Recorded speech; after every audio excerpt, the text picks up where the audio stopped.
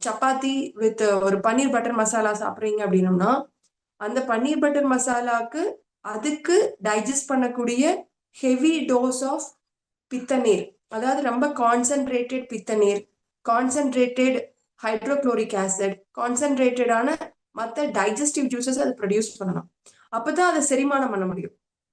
அதே சமயத்துல அது கூடவே நீங்க ரொம்ப டைலூட்டடான ஒரு தயிரை சாப்பிட்றீங்க அப்படின்னம்னா அந்த தயிர் என்ன பண்ணும், இந்த டைஜஸ்டிவ் ஜூஸ் அத்தனையும் மந்தப்படுத்திடும். அப்ப நம்ம ஹெவி ஃபுட்டு சாப்பிட்றப்போ ரொம்ப ஒரு மந்தப்படுத்தக்கூடிய உணவை சாப்பிட்டோம் அப்படின்னம்னா இந்த ஃபுட்டை டைஜஸ்ட் பண்றதுக்கு அது ஹெவியா டைஜஸ்ட் ஜூசஸை ப்ரொடியூஸ் பண்ணணும். ஆனா நம்ம அதுக்கு கூடவே சாப்பிடக்கூடிய சைட் டிஷ் பாத்தீங்கன்னா மந்தமான ஜூஸா இருக்குது. அப்போ அந்த பாடினால என்ன பண்றதுன்னு தெரியாம திணறும். அப்போ செரிமானம் ஆகாது. செரிமானம் ஆகாம இதுக்கு பேரு முரண்பட்ட உணவுகள் அப்படின்னு பேரு.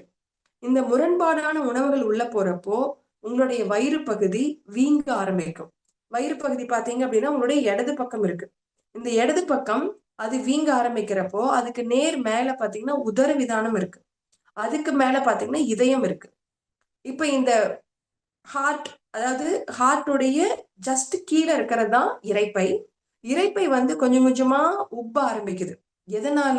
நம்மளுடைய முரண்பாடான உணவுகள்னால செரிமானம் பண்ண முடியாம அங்க அந்த ஜூசஸ் ப்ரொடியூஸ் ஆக கேஸ் ஃபார்ம் ஆகி அந்த கேஸ் பலூன் மாதிரி நம்மளுடைய இரைப்பைய விரிவாக்கம் பண்ணும்.